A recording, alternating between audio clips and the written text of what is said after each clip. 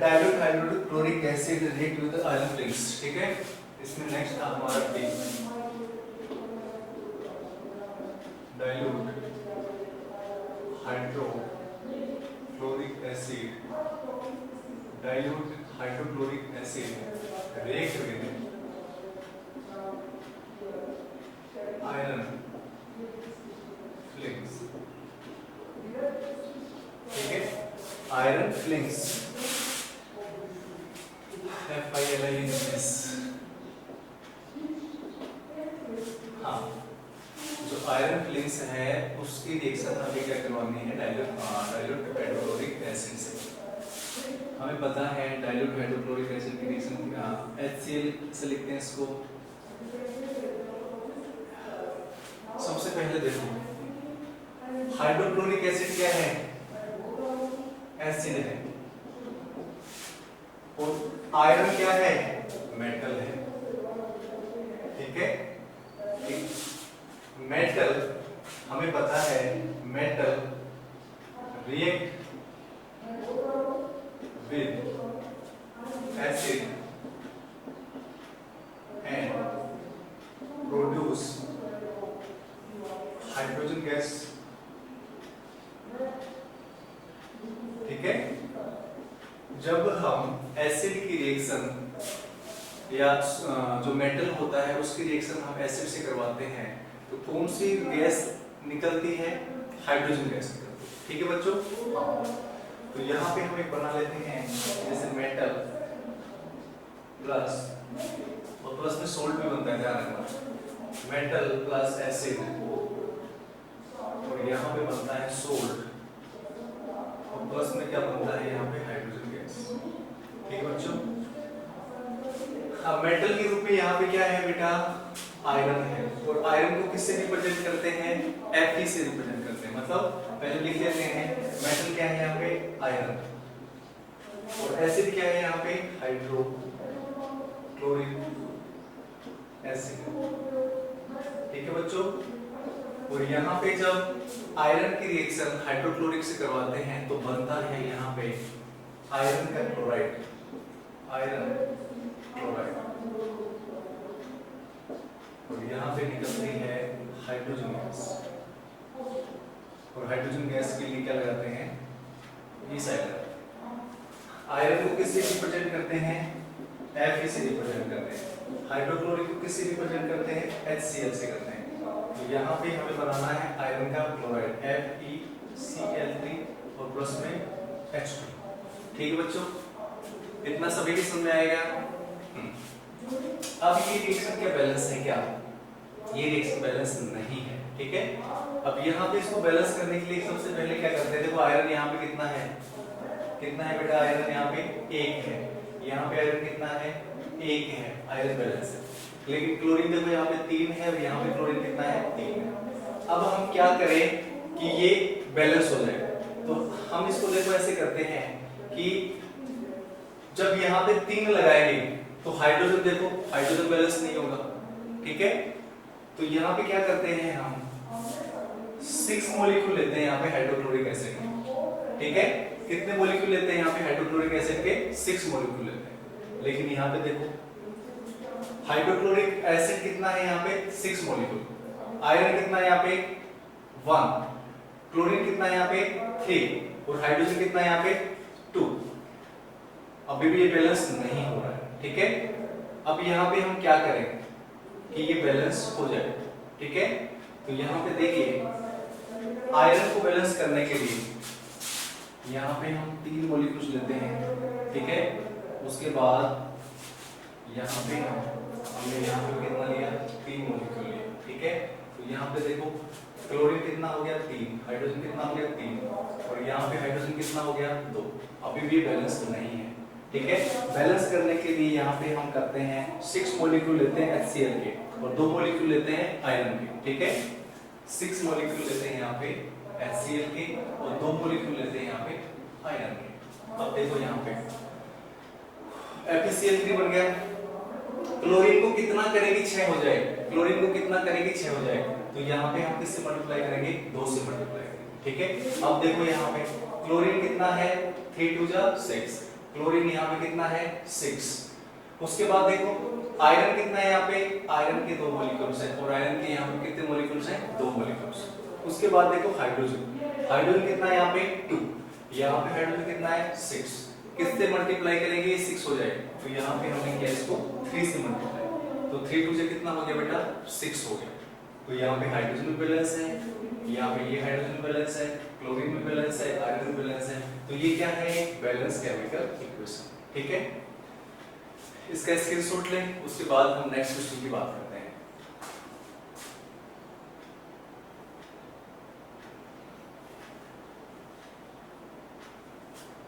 सभी बच्चे अपना वीडियो विजुअल रखें।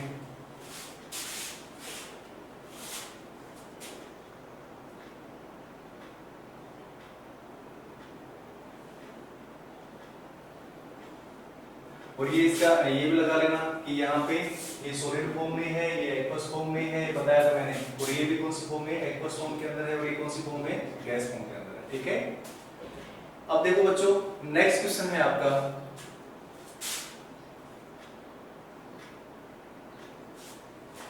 हाँ नेक्स्ट क्वेश्चन देखो, इसमें नेक्स्ट क्वेश्चन है क्वेश्चन नंबर 6। देखो क्वेश्चन नंबर 6। ठीक है, नेक्स्ट क्वेश्चन है compound such as alcohol and glucose also contain hydrogen, ठीक है, but are not categorised as acid, describe in activity की प्रूव इट। ठीक है, अब देखो यहाँ इसको मैं साफ करता हूँ।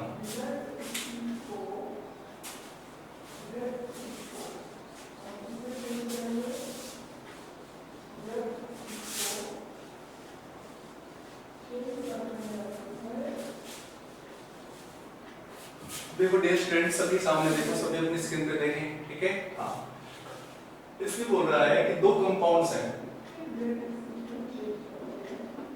एक तो है अल्कोहल, ठीक है बच्चों, और एक है ग्लूकोज।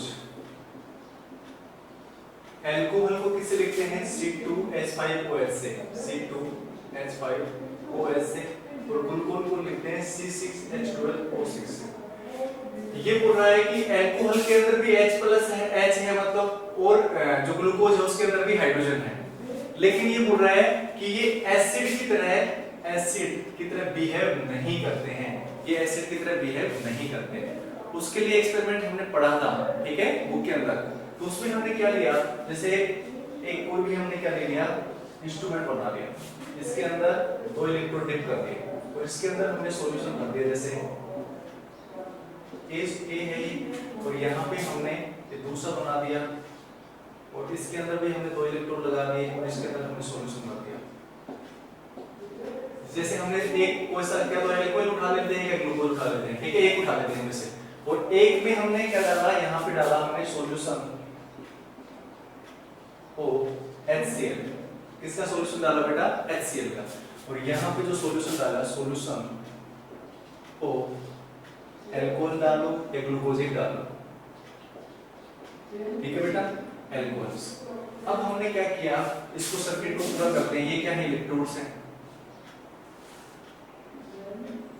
यहाँ पे बैटरी लगाई हमने, ये पॉजिटिव चार्ज है, नेगेटिव चार्ज, और यहाँ पे हमने क्या लगाया, बल्ब लगाया, और यहाँ पे हमने क्या लगाई, छोटा बल्ब, यहाँ पे हमने कुंजी लगाई, ठीक है, ये हो गया।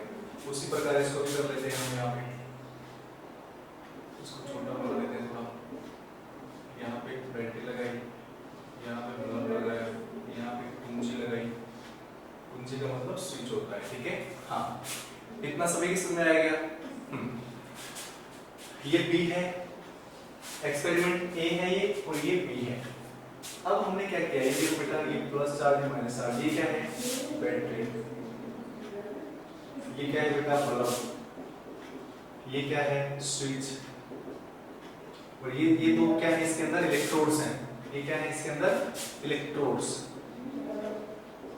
इलेक्ट्रोड्स के अंदर पॉजिटिव और नेगेटिव, ध्यान रखना, वैसे ध्यान रखना, ठीक है, पॉजिटिव है नेगेटिव है। उसी प्रकार ये भी क्या है इलेक्ट्रोड्स है, ये क्या है बैटरी है, ये क्या है बल्ब है, और ये क्या है स्विच है, बस अंतर यही है कि यहाँ पे हमने सॉल्यूशन लिया है हाइड्रोक्लोरिक एसिड का और यहाँ पे सॉल्यूशन लिया है हमने एल्कोहल का। अब हम क्या करते हैं, स्विच को ऑन करते हैं। क्या करते हैं बेटा, स्विच को ऑन करते हैं। स्विच को ऑन करने के बाद जब हम ये देखते हैं, जब जैसे ही हम यहाँ पे स्विच ऑन करते हैं तो ये बल्ब है ग्लोइंग करता है। क्या करता है, बल्ब ग्लोइंग करता है। लेकिन जिसके अंदर एल्कोहल भरा हुआ है वो ग्लोइंग नहीं करता है, मतलब ग्लोइंग नहीं करता है, नॉट ग्लोइंग। इसका मतलब क्या हुआ कि जब हम इसके अंदर इलेक्ट्रिक फ्लो करवाते हैं, इलेक्ट्रिक फ्लो करवाते हैं, तो फ्लो करवाने के बाद ये जो HCl है, HCl डिसोसिएट होता है H+ के अंदर और Cl- के अंदर। मतलब ये आयंस के अंदर डिसोसिएट होता है, मतलब डिसोसिएट्स इन आयंस। ठीक है, तो हम कह सकते हैं कि जो एल्कोहल और जो ग्लूकोज है, या तो हम यहाँ पे एल्कोहल ले लें और या क्या ग्लूकोज ले लें, कि जब इसके अंदर इलेक्ट्रिक फ्लो करवाते हैं तो फ्लो करवाने के बाद इनके जो आयंस हैं, किसके, क्या तो एल्कोहल के, क्या ग्लूकोज के, वो H+ के अंदर डिसोसिएट नहीं होते हैं, इसलिए ये एसिड की तरह बिहेव नहीं करते हैं। जबकि और जब यहाँ पे हम इलेक्ट्रिक फ्लो करवाते हैं तो बल्ब ग्लो नहीं करता है। ठीक है, क्यों, क्योंकि आयंस डिसोसिएट नहीं होते हैं, ये H+ के अंदर डिसोसिएट नहीं होते हैं। ठीक है, तो इसका मतलब ये हुआ कि जब हम HCl के अंदर इलेक्ट्रिक फ्लो करवाते हैं तो आयंस के अंदर डिसोसिएट होता है और यहाँ पे बल्ब ग्लो करने लग जाता है। ठीक है, सभी के समझ में आई? तो ये इस क्वेश्चन के अंदर आपको ये दोनों एक्सपेरिमेंट, दोनों डायग्राम बनाने हैं और डायग्राम बनाने के बाद इनको थोड़ा बताना है। ठीक है बच्चों, हाँ एक बार इसका स्क्रीनशॉट लें, उसके बाद हम आगे बात करते हैं, नेक्स्ट क्वेश्चन की बात करते हैं।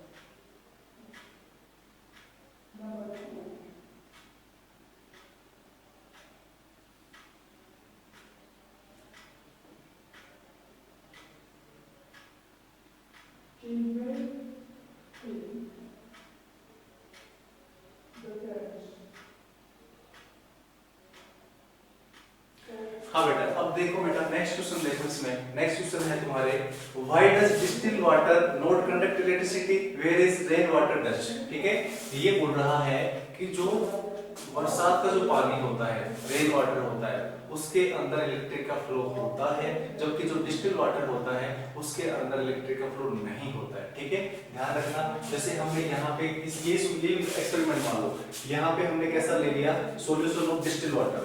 क्या ले लिया बेटा, डिस्टिल्ड वाटर।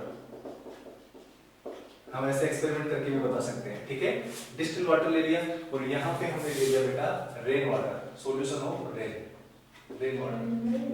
सॉल्यूशन क्या, रेन वाटर ले लेते हैं यहाँ पे। ठीक है, दो एक्सपेरिमेंट किए हमने, ए और बी। जब हमने देखा, जब जैसे ही हमने स्विच ऑन किया तो यहाँ पे जो रेन वाटर है उसके अंदर बल्ब ग्लो करता है। ठीक है, और जो यहाँ पे जो डिस्टिल्ड वाटर है उसके अंदर बल्ब ग्लो नहीं करता है। इससे प्रूव हो जाता है कि जो रेन वाटर होता है वो इलेक्ट्रिसिटी का फ्लो करता है, जबकि जो डिस्टिल्ड वाटर होता है वो इलेक्ट्रिसिटी का फ्लो नहीं करता है। इसका दूसरा कारण भी ये हो सकता है कि जो रेन वाटर होता है उसके अंदर आयंस होते हैं। क्या होते हैं, आयंस होते हैं, और आयंस के अंदर एसिड भी हो सकता है। जैसे मैंने बताया था आपको एसिड रेन, मतलब जो बरसात का पानी होता है उसके अंदर कुछ एसिड्स के कंपाउंड्स तो होते हैं ना, उसके अंदर कंपोनेंट्स होते हैं, नहीं होते हैं, क्या प्योर ही थोड़ी होता है वो, क्योंकि जब वो आसमान से आता है बादलों में से, ठीक है, तो एनवायरनमेंट में जाता है। जैसे मैंने बताया कि पोल्यूशन होता है बहुत ज्यादा, ठीक है, और पोल्यूशन का जो पानी होता है जो नीचे आता है वो एसिड रेन होता है। ठीक है, तो वो जो रेन होती है उसका जो पीएच होता है वो 7 से कम होता है, इसलिए एसिड होते हैं। अभी हमने पिछले वाला क्वेश्चन देखा कि जो एसिड होते हैं उनके अंदर इलेक्ट्रिक का फ्लो होता है, क्योंकि वो H+ के अंदर डिसोसिएट हो जाते हैं, जबकि जो हमने अल्कोहल लिया था और ग्लूकोज लिया था वहां पे H+ डिसोसिएट नहीं हो रहा था और वो इलेक्ट्रिक का फ्लो नहीं कर पा रहा था। तो आप एक डायग्राम बना के जिसको बता सकते हो, ठीक है, कि जो रेन वाटर होता है उसके अंदर आयंस पाए जाते हैं और आयंस के रूप में एसिड होते हैं। जो डिस्टिल्ड वाटर होता है उसके अंदर आयंस नहीं होते हैं, आयंस नहीं होंगे तो डिसोसिएट नहीं होंगे, इसलिए बल्ब का ग्लो नहीं होगा, इलेक्ट्रिक का कंडक्टेंस नहीं होगा। ठीक है बच्चों, हाँ वेरी गुड। उसके बाद देखो बेटा नेक्स्ट क्वेश्चन की बात करते हैं। नेक्स्ट क्वेश्चन है बेटा, मैं लिख देता हूं उस क्वेश्चन को, नेक्स्ट क्वेश्चन को।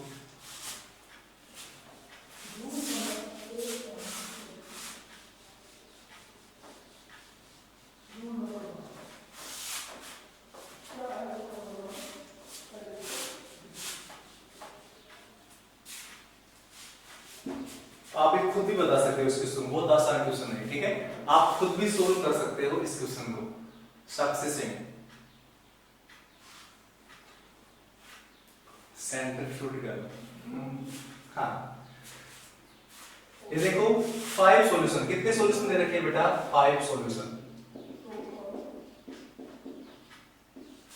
ए बी सी डी ई, कितने सॉल्यूशन है बेटा?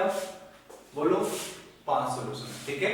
हाँ, उसके बाद when tested with universal indicator slow pH, अब इनका pH बोल रहा है, मतलब एक प्रकार से A का pH कितना दे रखा है बेटा?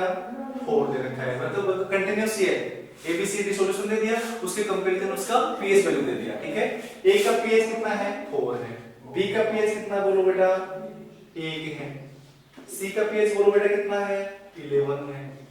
D का pH कितना है बोलो बेटा? 7 है। और E का pH कितना है? 9, ठीक है। अब देखो इसमें से हमें क्वेश्चन निकाल लें। क्या इसमें 4 क्वेश्चन दे रखे, 4 है, कितने? 5 क्वेश्चन दे रखे हैं, इनके हमें आंसर बताने हैं। पहला क्वेश्चन है न्यूट्रल, पिंकी बताएगी न्यूट्रल कौन सा है। ए सॉल्यूशन है, बी है, सी है, डी है, ई है, बता। जिसका पीएच 7 हो न्यूट्रल, तो कौन सा, किसका है 7? डी का, तो डी सॉल्यूशन, सॉल्यूशन डी। इसका आंसर क्या हो जाएगा? Solution D. सॉल्यूशन डी कैसा है बेटा? न्यूट्रल है। समझ आया सभी? अच्छा, दूसरा क्वेश्चन क्या बोल रहा है? मैंने बोला न्यूट्रल कौन सा है, तो न्यूट्रल कौन सा है? बी वाला, जिसका पीएच 7 है, ठीक है। अब दूसरा क्वेश्चन बोल रहा है ये स्ट्रांगली एल्कलाइन,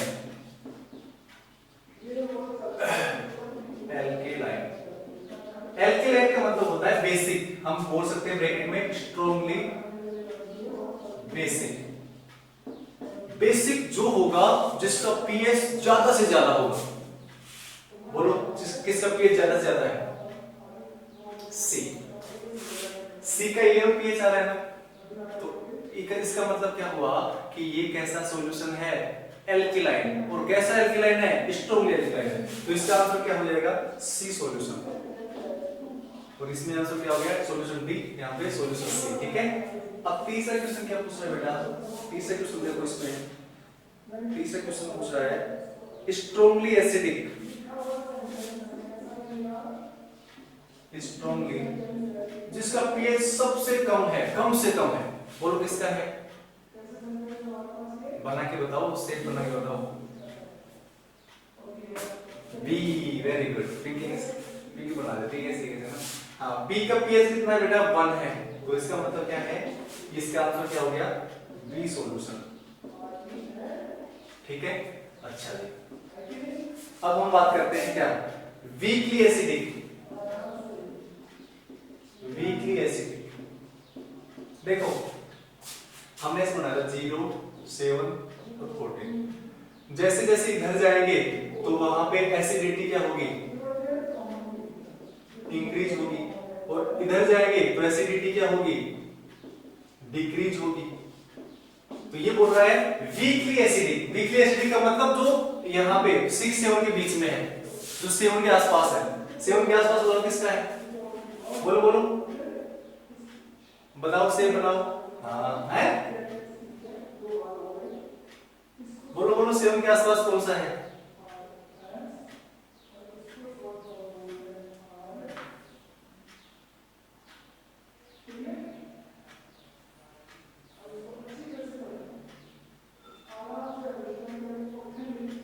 अरे बोलो, अरे ये तो है 4 ही तो है, ठीक है। पीएच मतलब जैसे 1, 2, 3, 4, 5, 6, 7, तो इधर जा रहे हैं तो एसिडिटी कम हो रही है ना, एसिडिटी कम हो रही है, तो 4, इसमें 4 किस में दे रखा है? ए पे, तो यहाँ पे इसका आंसर क्या हो जाएगा? ए सॉल्यूशन हो जाएगा। अच्छा जी, लास्ट क्वेश्चन हो रहा है 5वां क्या है बेटा इसमें? Weekly alkaline, weekly alkaline. देखो वीकली एल्केलाइन का मतलब हो गया जैसे 7 से 14, इधर जाएंगे तो मतलब क्या हो गया, एल्केलाइन नेचर क्या हो गया, इंक्रीज हो गया, और इधर आएंगे तो इसका मतलब क्या हो गया, एल्केलाइन डिक्रीज हो गया। तो देखो यहां पे मतलब 14 से कम होना चाहिए उसका, तो कम किसका आ रहा है बताओ, बताओ ई का आ रहा है ना, अरे 9 तो इसी का आ रहा है। हाँ तो यहाँ पे आंसर क्या हो गया, ई सॉल्यूशन। ठीक है, सभी के समझ में आएगा ये क्वेश्चन,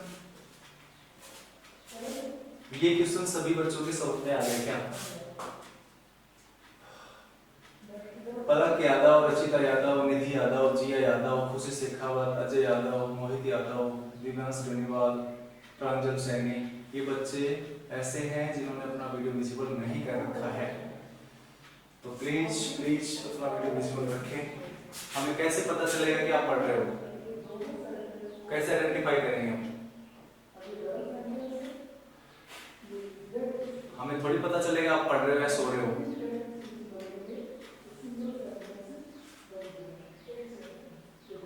अब क्या खाना खा रहे हो या कुछ और कुछ खा रहे हो, हमें थोड़ी पता चलेगा, अपना इसलिए वीडियो विजिबल रखें, ठीक है?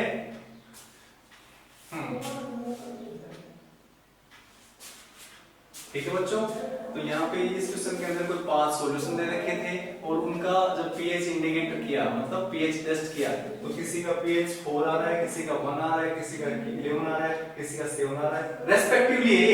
मतलब ए बी सी डी की सॉल्यूशन दे रखा है, तो उनकी पीएच रेस्पेक्टिवली है, मतलब ए की पीएच 4, बी की पीएच 1, सी की पीएच 11, डी की पीएच 7 और ई की पीएच 9, ऐसे लिखना है, हमें रेस्पेक्टिवली मानना है, ठीक है? कभी ऐसे मानो कि यार ई यहाँ पे 9, नहीं ऐसे नहीं। यदि solution A B C D E ऐसे रेस्पेक्टिवली दे रखा है, तो इनका पीएच भी रेस्पेक्टिवली होगा। सबसे पहले ए है तो सबसे पहले ए का ही आएगा, उसके बाद बी है तो बी का ही आएगा, सबसे सी है तो 11 इसी का आएगा, डी है तो 7 इसी का आएगा, और ई है तो 9 इसी का आएगा, ठीक है? ऐसे मानना है ना। तो सबसे पहले हमने बताया कि न्यूट्रल कौन सा है जिसका पीएच 7 होता है, 7 किसका हो रहा है, इसका है, तो डी हमने लिख दिया, इसका आंसर डी। स्ट्रांगली एल्कलाइन जिसका पीएच ज्यादा से ज्यादा हो, ठीक है? ज्यादा से ज्यादा पीएच, तो ज्यादा से ज्यादा पीएच किसका है बताओ, 11 का है, तो इसमें हमने लिख दिया 11, सी हमने लिख दिया, सी आंसर इसका हो गया, ठीक है? उसके बाद स्ट्रांगली एसिडिक जिसका पीएच कम से कम हो, पीएच कम से कम हो, पीएच कम से कम किसका है बताओ, 1 किसका है, बी का, तो बी सॉल्यूशन लिख दिया। वीकली एसिडिक मतलब जिसका पीएच 7 के आसपास है, ठीक है? 6 से 7 मतलब 4 5 6 7 ऐसे आसपास है, तो किसका है बताओ, 4 किसका है, ए का है, ठीक है? वीकली एल्कलाइन का मतलब 14 से कम ही है, ठीक है? तो यहाँ पे 14 किसका है, यहाँ पे 9, ठीक है? तो 9 क्या हो गया यहाँ पे, और 9 किसका है, ई का, तो ये हो गया वीकली एल्कलाइन। ये सभी क्वेश्चन समझ में आए आपके, बोलो हाँ। अब बेटा देखो नेक्स्ट क्वेश्चन, देखो आप नेक्स्ट क्वेश्चन क्या है इसमें, equal length of magnesium ribbon are taken in test tube A and B. Hydrochloric acid is added test tube A while acetic acid is added in test tube B. In the while test tube will the fizzing occurs more vigorously. देखो ध्यान से देखो, मैंने एक table लिखवाई थी आपको, एक तो स्ट्रॉन्ग एसिड है, एक वीक एसिड है, तो जो HCl है वो स्ट्रॉन्ग एसिड है ना, तो स्ट्रॉन्ग एसिड के साथ में जब हम मेटल की रिएक्शन करवाते हैं तो वो तेजी से होती है, विग्रेसली होती है, वहां पे हाइड्रोजन गैस ज्यादा निकलती है, ठीक है? तो यहाँ पे आंसर आएगा HCl के साथ ज्यादा से ज्यादा फिजिंग होगी, ठीक है बेटा? किसके साथ होगी सबसे ज्यादा HCl के साथ, ठीक है? जो स्ट्रॉन्ग एसिड है। उसके बाद बेटा आगे हम बात करते हैं, हाँ नेक्स्ट क्वेश्चन है, देखो बेटा question number 12। A milkman adds a very small amount of baking soda to fresh milk, ठीक है? मतलब जो एक मिल्कमैन होता है, जो एक दूधिया होता है, ठीक है? एक दूध को एल्कलाइन बनाने के लिए क्या करता है, उसके अंदर थोड़ा बेकिंग पाउडर डाल देता है। तो बेकिंग पाउडर का फॉर्मूला पता है हमें, क्या होता है, NaHCO3 होता है, इसको बोलते हैं सोडियम हाइड्रोजन कार्बोनेट, या इसको बोलते हैं बेकिंग सोडा। ठीक है बच्चों। तो उसके बाद इसमें क्या बोल रहा है कि why does he shift the pH of the fresh from 6 to slightly alkaline. मतलब ये बोल रहा है कि इसकी जो पीएच है 6 के आसपास रखता है। 6 के आसपास का मतलब ये ना तो मोर एसिडिक है, ठीक है, और ना ही ये मोर बेसिक है। तो इसको मैं कैसा कैसा बोल सकता हूं, इसको क्या तो मैं बोल सकता हूं, इसको लेस एसिडिक बोल सकता हूं, ठीक है, लेस एसिडिक बोल सकता हूं, या इसको मैं क्या बोल सकता हूं, लेस बेसिक भी बोल सकता हूं। दोनों बातें बोल सकता हूं ना, अरे दोनों बातें बोल सकता हूं ना। ये लेस एसिडिक है तो लेस बेसिक भी तो होगा, ठीक है, और ना ही मोर एसिडिक है ना ही मोर बेसिक है। मोर एसिडिक कब होता, जिसका इसका पीएच कम से कम होता, 1-2 के आसपास होता तो मोर एसिडिक होता, और मोर बेसिक कब होता, जब इसका पीएच 12 के आसपास, 12 के ऊपर होता, 13 या 14 होता, ठीक है, तब ये मोर बेसिक होता। लेकिन वो पीएच कितने पे सेट रखता है, 4 पे। तो इसका मतलब हुआ कि ना तो ये ज्यादा एसिडिक है ना ज्यादा बेसिक है, तो ये जो दूध होगा ये लंबे समय तक चलेगा, फटेगा नहीं। कैसे नहीं होगा, फटेगा नहीं। इसलिए वो क्या करता है, इसके अंदर एल्कलाइन सॉल्यूशन के रूप में बेकिंग सोडा डालता है। और बेकिंग सोडा कैसा होता है, एक सोल्ट की तरह बिहेव करता है, और ये कैसा होता है, एल्कलाइन होता है। लेकिन कैसा एल्कलाइन होता है, लेस एल्कलाइन होता है। ठीक है बच्चों। हाँ, तो उसके बाद देखो, हाँ, why does the milk take a long time to set as curd? Why does the milk take a long time? मतलब लंबे समय तक वो दूध फटता क्यों नहीं है, लंबे समय तक दूध फटता क्यों नहीं है, क्योंकि उसकी पीएच ना तो कम हो रही ना उसकी पीएच ज्यादा हो रही। कितने पे सेट है, वो 6 पे सेट है, ठीक है, इसलिए वो फटता नहीं है। ठीक है बेटा, सेट नहीं होता है, मतलब मिल्क कर्ड के अंदर कन्वर्ट नहीं होता है, क्योंकि ना ही तो वो मोर एसिडिक है ना ही वो मोर बेसिक है। यदि मोर एसिडिक हो गया तो फट जाएगा, और मोर बेसिक हो गया तो फट जाएगा, लेकिन वो दोनों ही कंडीशन नहीं है। इसका मतलब दूध है वो लंबे समय तक चलेगा, जब तक वो सेंटर पे ना पहुंच जाए। ठीक है।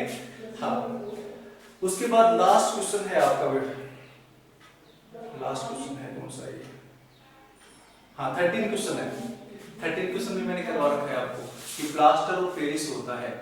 प्लास्टर ऑफ पेरिस का फॉर्मूला क्या होता है, CaSO4 और हाफ H2। इसकी रिएक्शन हमें किससे करवानी है, प्लस डेड मॉलिक्यूल वाटर का लेना है। जब इसकी रिएक्शन करवाते हैं तो क्या बनता है, CaSO4 और 2H2 बनता है, और इसको बोलते हैं जिप्सम। क्या बोलते हैं बच्चों, जिप्सम बोलते हैं इसको। क्या बोलते हैं, जिप्सम बोलते हैं। ये क्या है, प्लास्टर ऑफ पेरिस। ये क्या है, वाटर। वाटर की रिएक्शन जब हम जिप्सम से प्लास्टर ऑफ पेरिस से करवाते हैं तो क्या बनता है, यहाँ पे जिप्सम बनता है। ठीक है, तो ये बोल रहा है क्वेश्चन इसमें, question number 13, plaster of Paris should be stored in A moisture proof container, explain why. ठीक है, तो यहाँ पे क्या बनता है, जिप्सम बनता है। जब मॉइस्चर, मॉइस्चर का मतलब होता है वहां पे पानी है, वहां पे नमी है, नमी का मतलब वहां पे पानी है। तो जब पीओपी की रिएक्शन हम किससे करवाते हैं, वाटर से करवाते थे, जिप्सम बनता है, ध्यान रखना। ठीक है, और रिएक्शन भी याद रखना। उसके बाद देखो बेटा, नेक्स्ट क्वेश्चन है, what is neutralisation reaction, give two example. बहुत आसान है। न्यूट्रलाइजेशन का रिएक्शन का मतलब होता है कि वह acid react with base and form salt and water.